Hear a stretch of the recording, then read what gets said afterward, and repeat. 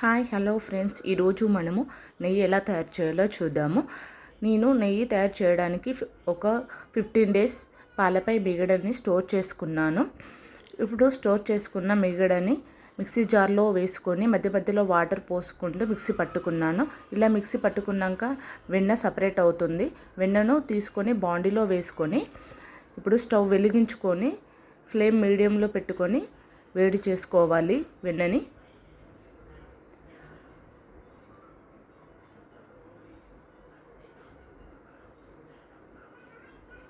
ఆ వెన్నని అడుగంటకుండా కలుపుతూ ఉండండి.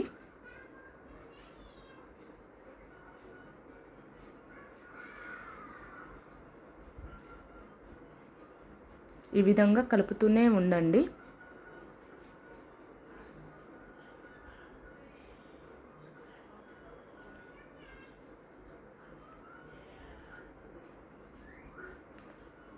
ఇలా కలుపుతూ ఉన్నప్పుడు నెయ్యి సపరేట్ అవ్వడం చూడండి.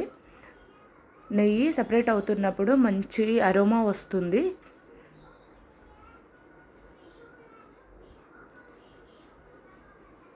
ఇలా నెయ్యి సపరేట్ అయిన తర్వాత ఫ్లేమ్ ఆఫ్ చేసుకొని ఒక బౌల్లో వడకట్టుకోవాలి. Please subscribe.